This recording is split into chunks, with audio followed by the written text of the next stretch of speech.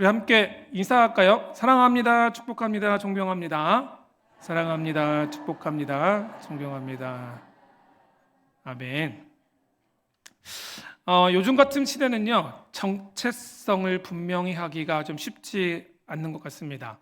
어떤 절대 기준이나 가치가 사라지다 보니 사람들은 어떤 세상의 흐름에 따라서, 유행에 따라서, 사회적 분위기에 따라서 각자 모양대로 살아갑니다. 근데 사실 이럴 때일수록 더 중요한 것은 분명한 자기 정체성 아니겠습니까?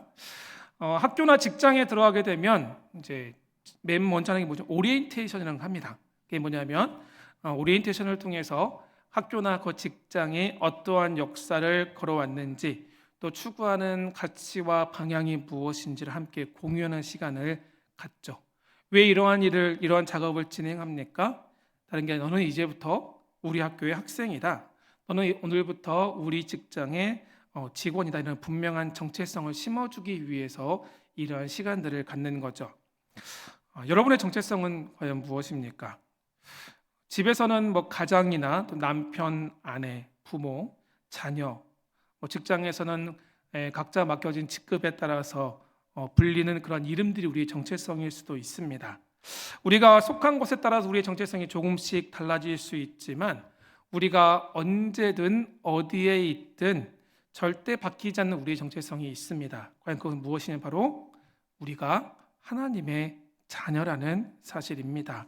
이것은 우리가 절대로 포기할 수 없고 포기해서도 안 되고 잊어서도 안 되는 우리 정체성의 첫 번째 정체성 1호라고 말씀드릴 수 있습니다. 우리가 하나님의 자녀라는 정체성을 잊어버릴 때 우리는 방황하기 시작합니다. 이 정체성을 잊어버리게 되면 성도인 우리의 삶이 세상 사람들의 그것과 그리 다르지 않게 됩니다. 성도들과 불신자들의 삶이 별로 구별되지 못한다는 거죠.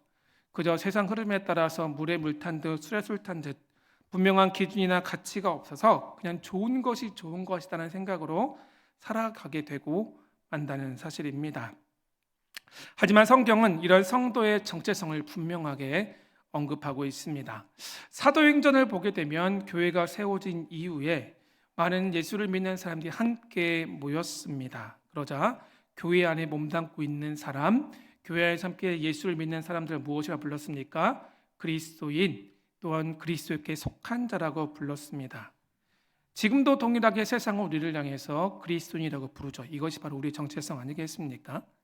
구약 성경도 마찬가지로 하나님의 형상대로 지음받은 인간에게 하나님께서 최초로 부여하신 중요한 정체성이 있습니다. 하나님은 모든 것을 지으시고 아담에게 그것을 맡기셨습니다. 그리고 하나님은 아담에게 청지기라는 직분을, 정체성을 주셨어요. 청지기는 다른 것이 아니죠. 내 것을 내가 관리하는 것이 아니라 주인이 내게 맡긴 것을 주인의 뜻에 따라 그것을 사용하도록 그것을 관리하는 것이 청지기의 사명입니다. 그런데 안타깝게도 다윗은 그 첫 사명이자 직분이었던, 정체성이었던 청지기로서의 삶을 실패하고 말았습니다. 하나님의 뜻이 아니라 자기 뜻대로, 자기 마음대로, 자기가 원하는 대로 살려 했고 결국 하나님의 말씀에 불순종하고 말았습니다.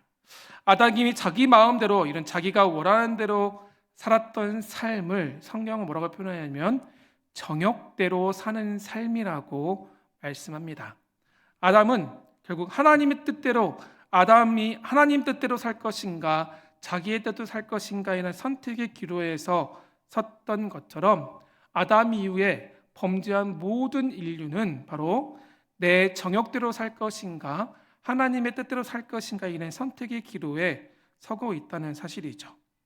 우리는 모든 상황, 어떤 환경에 속할 때든지 우리는 이 싸움을 여전히 계속해서 하고 있습니다. 그런데 오늘 본문을 보니 우리가 세상 사람들처럼 정욕대로만은 살지 않는 자들이 이미 되었다라고 성경 우리에게 말씀하고 있습니다. 2절 말씀 함께 읽어보고 함께 읽도록 하겠습니다. 그 후로는 다시 사람의 정욕을 따르지 않고 하나님의 뜻을 따라 육체의 남은 때를 살게 하려 함이라. 아멘. 여기 나와 있죠. 그 후로는 예수님께서 우리를 위해 고난당하신 이후로는 우리 다시는 사람의 정욕을 따라 사는 것이 아니라 무엇을 따라? 하나님의 뜻을 따라 살아가는데, 언제까지요?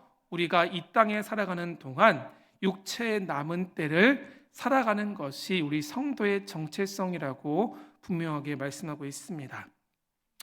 내가 비록 이 땅에 살고 있지만 나는 더 이상 내가 원하는 대로 내 정욕대로 사는 자들이 아니라는 겁니다. 내 욕심을 채우기 위해 살아가는 존재가 아니라는 거죠. 정욕이 아니라 무엇을 따라? 하나님의 뜻을 따라 육체의 남은 때를 살게 되었다는 사실을 우리에게 분명하게 말씀하고 있습니다. 다시 말해 우리의 남은 인생은 내 뜻이 아니라 무엇을 따라? 하나님의 뜻을 따라 사는 것이 우리 성도의 모습이라고 말씀하고 있습니다. 우리가 정욕대로 살았던 때의 모습에 대해서 뒤에 말씀 보게 되면 음란과 정욕과 술취함과 방탕과 향락과 우상 숭배함을 따랐다라고 말씀합니다. 그런데 이러한 것이 우리 이전 과거의 삶인데 이미 과거로 충분하다, 과거로 끝났다, 과거로 충분하니 더 이상 이 정욕이 아니라 하나님의 뜻을 따라 사는 것이 마땅한 성도의 정체성이라고 베드로서 우리에게 권면하고 있다는 사실입니다. 그러면서 6절에서 이렇게 말씀합니다. 같이 한번 읽어보겠습니다. 6절입니다. 이를 위하여 죽은 자들에게도 복음이 전파되었으니 이는 육체로는 사람으로 심판을 받으나 영으로는 하나님을 따라 살게 하려 함이라. 아멘. 복음이 전파되어서 이제는 하나님을 따라 살게 되었다. 내 뜻과 내 정욕이 아니라 하나님 뜻대로 사는 것이 바로 우리의 삶이라고 말씀합니다.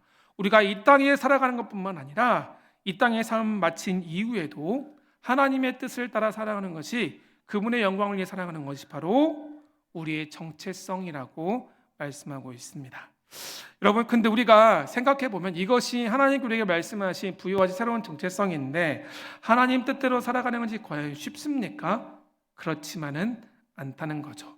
우리는 나도 모르게 우리 안에 하나님의 뜻이 아니라 내 뜻대로, 내 정욕대로, 내 욕심대로, 내 마음대로 살고 싶을 때가 너무나 많습니다. 그때 어떤 차오르는 감정의 노예가 되어서 우리 정욕대로 말하고 생각하고 결단하고 행동할 때가 너무나 많다는 거죠.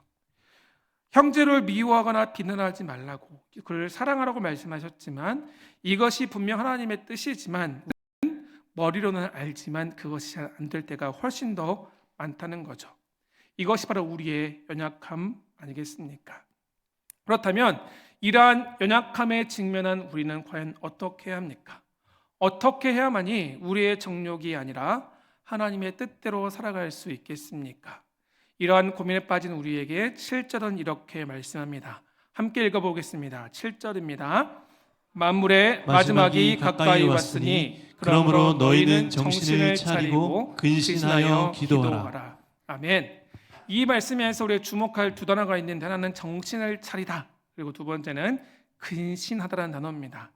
정신 차리다 있다는 어떤 의미냐면 건전한 마음을 갖다, 마음이 건전해지다 또는 정신이 온전해지다라는 뜻입니다. 그리고 근신하다는요 어떤 의미냐면 분별력이 있다는 뜻입니다. 그래서 이 두 단어를 다시 한번 이 중에서 7절 말씀을 다시 한번 해석해 보면 이런 뜻입니다. 같이 한번 읽어보겠습니다. 모든 것들의 끝이 가까이 왔다. 그러므로 너희는 건전한 마음을 가져라. 그리고 분별력을 갖고 기도하라. 모든 것의 마지막, 곧 우리 주님이 다시 오실 때가 가까이 왔다는 겁니다. 그럼 너희는 더 이상 세상의 어떤 풍파나 흐름에 휩쓸리는 것이 아니라 하나님의 말씀으로 우리의 마음을 붙잡고 분별력을 가지고 기도하라고 우리에게 권면하고 있습니다. 우리는 원래 죄인입니다. 우리의 정욕대로 내가 하고 싶은 대로 살았던 존재입니다. 우리는 더 이상 하지만 정욕의 노예로 사는 것이 아니라 하나님의 뜻대로 사는 존재가 되었는데, 우리 안에는 여전히 내 정욕대로 욕심대로 생각하고 판단하고 말하고 행동하고 싶은 죄성이 남아 있습니다. 그렇기 때문에 이 죄성을 이기기 위해서 하나님의 말씀을 우리의 마음의 중심에 두고 그 마음을 말씀으로 붙들고 우리가 분별력을 잃지 않으면 하나님의 뜻대로 살아갈 수 있다라고 분명히 성경 우리에게 말씀하고 있다는 겁니다. 다시 말해서 중요한 것은 하나님의 말씀이 우리의 마음을 붙들 때 우리는 분별력을 가지고 기도하며 하나님의 뜻대로 살아갈 수 있다라고 오늘 말씀 우리에게 권면하고 있습니다. 다시 말해 그 말씀이 우리의 생각과 말과 행동의 기준이 되어야 한다라고 말씀합니다. 살아 운동력이 있어서 좌우의 날선 어떤 검보다도 더 예리하고 우리의 혼과 영과 관절을 쪼개기까지 하고 우리의 마음과 생각과 우리의 모든 판단을 그것을 감찰하시는 그 능력이 그 하나님의 말씀 안에 있다라고 성경 우리에게 분명하게 권면하고 있습니다. 그렇다면 그 말씀을 가지고 우리의 생각과 우리의 삶의 문제를 비춰보고 판단하고 그 말씀의 근거에 깨어 기도할 때 우리는 정욕이 아니라 하나님의 뜻대로 살 수 있다라고 분명히 우리에게 권면하고 있습니다. 그럼 사랑하는 성도 여러분, 정욕이 아니라 하나님 뜻대로 살아가기를 소망하십니까? 그렇다면 하나님의 말씀이 우리의 마음을 붙잡을 수 있기를 주의 이름으로 축원합니다. 말씀을 가지고 분별력을 갖고 기도할 수 있기를 소망합니다.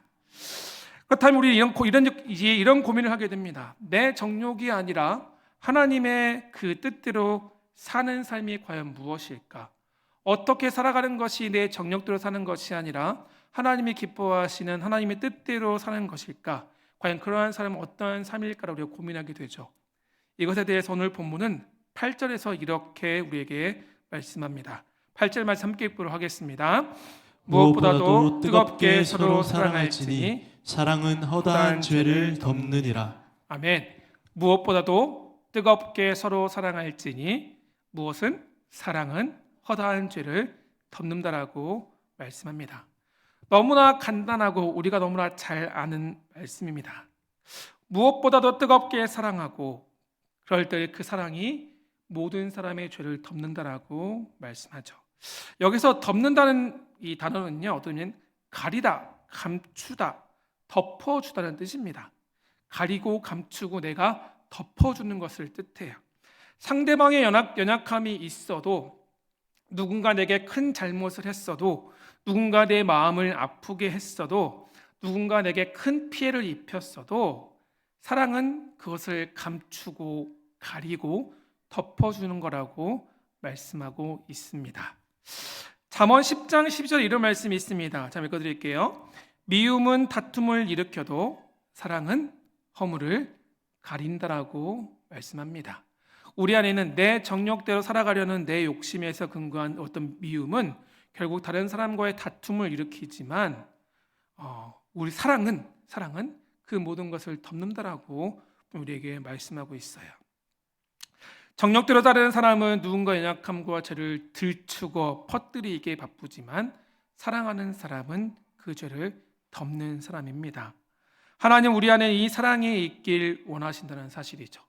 내 정욕인 미움을 따르는 삶이 아니라 하나님의 뜻인 사랑으로 허물을 덮어주기를 원하십니다.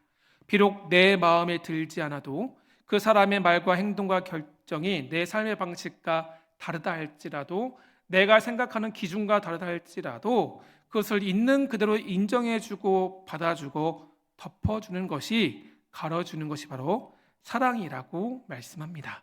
이것이 곧 하나님의 뜻이라는 겁니다. 그렇다면 사랑하는 성도 여러분, 이 하나님의 뜻에 순종할 수 있기를 주 이름으로 축원합니다.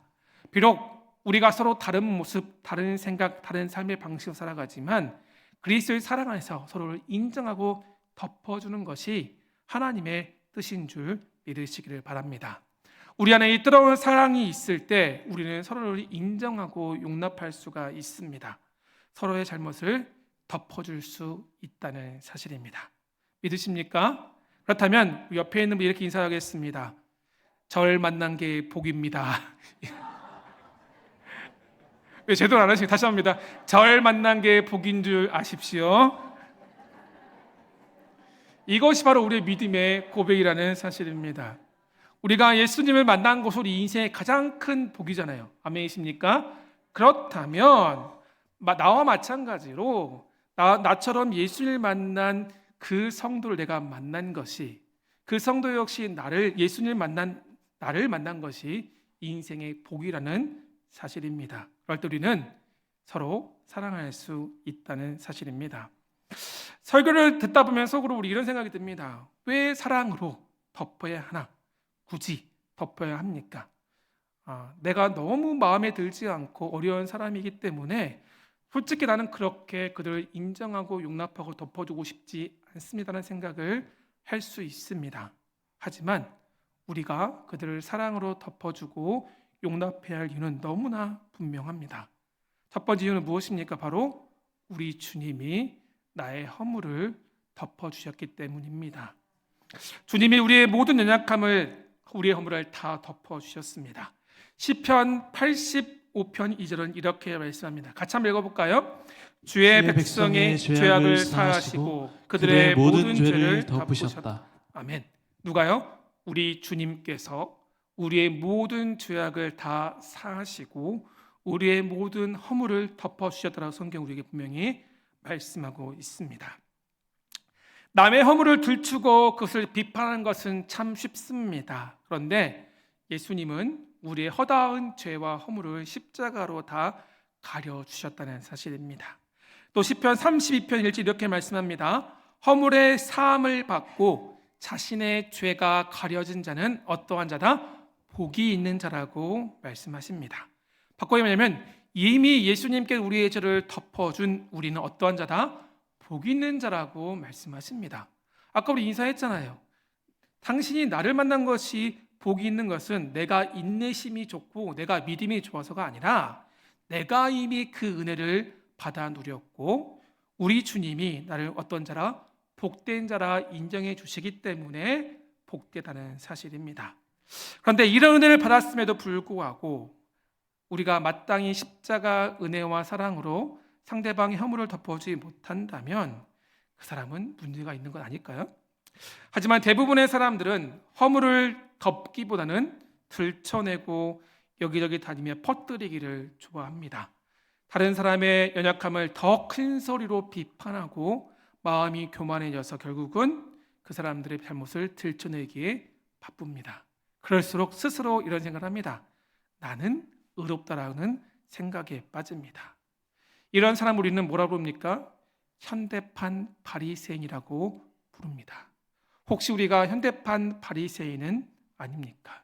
사랑하는 성도 여러분, 옆에 있는 성도님들의 허물을 덮어줄 수 있기를 주의 이름으로 축원합니다. 잠언 17장 9절 함께 읽도록 하겠습니다. 함께 읽어보겠습니다. 허물을 덮어주는 자는 사랑을 구하는 자요 그것을 거듭 말하는 자는 친한 것을 이가려는 자.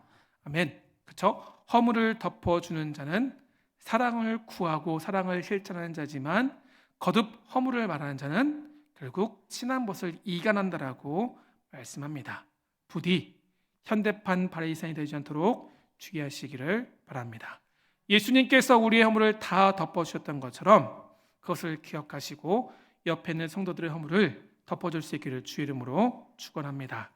두 번째 우리가 덮어줘야 할 이유는 이것입니다. 함께 읽어보겠습니다. 덮어야 나를 받으신다. 여기 허물을 덮는 사랑은 다른 그 표현은 무엇이냐면 허물을 덮어준다. 이것은 다른 표현 어떤지면 용서라고 볼 수 있습니다. 왜냐하면 다른 사람을 용서하고 화해하는 것이 곧 사랑입니다. 그럴 때 비로소 우리는 덮어줄 수 있잖아요. 그래서 마태복음 5장에 보게 되면 이런 말씀이 있습니다. 형제에게 노하는 자마다 심판을 받게 될 것이고 나가라는 자마다 공에 붙잡혀 가게 될 것이며 미련한 자라 욕하는 자는 지옥불에 들어가게 될 것이라고 말씀하셨습니다. 이것이 사실 분노에 대해서 우리에게 말씀하시면 이런 맥락을 말씀하셨거든요. 그런데 그 이후에 보게 되면 5장 23절과 24절에 이런 말씀이 있습니다. 같이 한번 읽어보겠습니다. 그러므로 예물을 제단에 드리려다가 거기서 내 형제에게 원망을 만한 일이 있는 것을 생각나거든 예물을 제단 앞에 두고 먼저 가서 형제와 화목하고 그 후에 와서 예물을 드리라. 아멘. 이게 무슨 말씀입니까? 하나님 앞에 예물을 드리려고 하는데 예배 드리려고 하는데 혹시 내 안에 형제와 불편한 관계가 원망드릴 만한 사건이 생각났다면 형제에게 상처를 주거나 그를 위험 일이 있었더라면 예배드리기 전에 먼저 가서 그 사람과 화목하고 와서 하나님께 예물을 드리고 예배를 드리라고 말씀하십니다. 그럴 때 하나님이 어떻게 하신다? 우리 예배를 받으신다라고 말씀하셨습니다. 사랑하는 성도 여러분, 예배를 통해 하나님의 임재와 영광을 풍성히 누리기를 원하십니까? 매사에 감사와 기쁨과 풍성한 은혜를 누리길 원하십니까? 그렇다면 주저하지 말고 피하지 말고 사랑으로 덮으시기를 소망합니다. 사랑으로 용서하시고 사랑으로 용서를 내가 구하시고 사랑으로 화해하시기를 바랍니다. 그럴 때 주님이 우리를 받아주십니다. 우리가 여기까지의 말씀을 듣다 보면 이제 이런 생각을 하게 됩니다. 하나님의 뜻이 사랑이란 것도 알겠고, 근데 나는 너무나 연약해서 정신을 차리고 근신하며 기도하지 못하는데 내가 어떻게 하나님의 뜻대로 뜨겁게 사랑하고 다른 사람의 허물을 덮어줄 수 있습니까? 라는 생각을 하게 됩니다. 다 좋은지 알겠는데 나는 못하는데 어떻게 해야 합니까? 라는 거죠. 제가 그러한 분들에게 우리 두 가지 방법을 여러분들에게 제안합니다. 첫 번째는 이겁니다. 함께 읽어볼까요? 우물 밖으로 나가라. 우물 안에 사는 개구리는요, 우물 안에 하늘만 보고 삽니다. 넓은 하늘이 있지만 우물 크기의 하늘만 보다 보니 그게 다인 줄 안다는 거죠. 그게 하늘의 전부인 줄 알고 믿으며 살아갑니다. 하지만 우물 안에 갇힌 개구리가 우물 밖에 나가게 되면 그것보다 훨씬 더 넓은 상상치 못한 넓은 세상과 하늘을 바라보게 된다는 거죠. 다른 사람의 허물을 덮어주지 않고 쉽게 판단하는 사람은 바로 이 우물 안에 있는 개구리와 같다는 거죠. 우물 밖에 나가면 더 크고 넓은 세상이 있고 더 기쁘고 더 풍성함을 누릴 수 있다는 사실입니다. 우리 신앙도 마찬가지죠. 다른 사람을 용납하고 다른 사람을 인정하지 못하고 쉽게 판단하는 이런 신앙생활은 바로 우리의 시선을 좁게 만듭니다. 또한 기쁨과 감사와 감격을 금세 사라지게 만들어요. 하지만 내 기준, 내가 생각하는 옳다고 생각하는 기준이라든가 내가 생각하는 판단이 아니라 그런 우물에서 벗어날 때 우리는 복음 안에서 십자가 사랑 안에서 우리는 자유할 수 있다는 사람입니다. 나와 다른 사람을 인정하고 용납할 수 있습니다. 그러므로 내가 가진 기준, 내가 가진 그 판단, 선입견 이런 우물에서 벗어날 수 있기를 주름으로 축원합니다. 우리의 기준은 하나님의 말씀이요 예수님의 십자가 사랑한 사실을 기억하시기를 바랍니다. 두 번째로 우리는 이렇게 할 수 있습니다. 같이 읽어볼까요? 하늘의 시선을 고정한다. 내 눈을 나에게 고정하는 사람은요 사랑할 수 없습니다. 그러한 사람은 나 자신만 사랑하게 되겠죠. 하지만 우리의 눈을 하나님께로 고정하는 사람은 뜨겁게 서로 사랑하고 그 결과 그 사랑으로 허다한 죄를 덮을 수 있습니다. 그렇다면 우리는 우리의 마음을, 우리의 시선을 하늘에 고정해야 합니다. 우리 주님께 고정해야 한다는 거죠. 어떤 마음으로요? 시편 123편 이렇게 말씀합니다. 같이 한번 읽어볼까요? 하늘에 계시는 주여, 내가 눈을 들어 주께 향하나이다.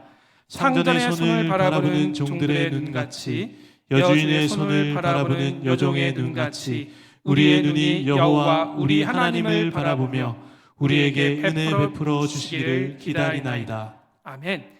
기자가 말씀하죠. 하늘에 계신 주여, 내가 눈을 들어 주님을 바라봅니다. 마치 상전의 손을 바라보는 종과 같이, 여주인의 손을 바라보는 여종과 같이 오직 하나님만을 바라보고 하나님을 바라보고 의지할 때 부어주시는 은혜와 사랑을 기대한다라고 시편 기자가 말씀하고 있다는 사실입니다. 다른 누군가를 용서하고 허물을 덮어주는 이 사랑은요, 사실 나의 어떤 의지와 결단이 아니라는 거죠. 잠시 잠깐 우리가 마음먹을 수 있습니다. 하지만 그것은 절대 오래가지 못합니다. 우리의 시선을 하늘에 고정하고 주님을 바라볼 때 하나님의 공급해 주시는 풍성한 은혜와 사랑으로 우리는 그것을 충만히 누리고 우리 역시 다른 사람의 연약함을 덮어줄 수 있다는 사실입니다. 설교를 마무리하면서 제가 조금 길긴 하지만 이 공진수 씨의 한 사람의 힘이라는 책에 있는 이 덮어주는 사랑이라는 이 글을 함께 읽어보고자 합니다. 좀 많이 길지만 자막 준비됐죠? 함께 한번 읽어볼까요? 함께 읽어보겠습니다. 덮어주는 사랑은 수용하는 사랑이다.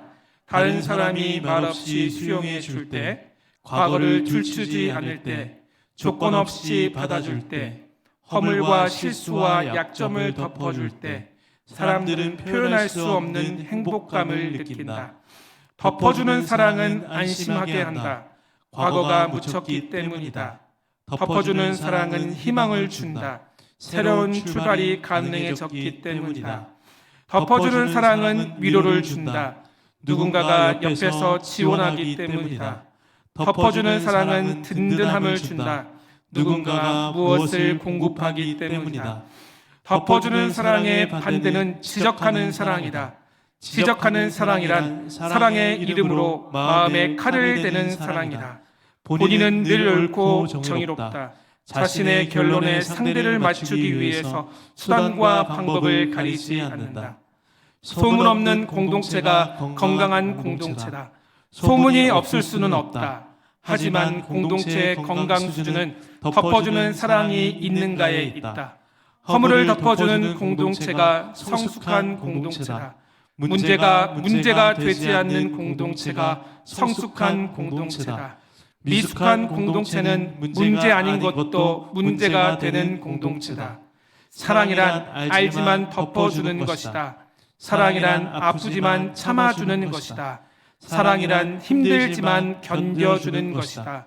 사랑이란 어렵지만 눈 감아주는 것이다. 모든 것을 말이다.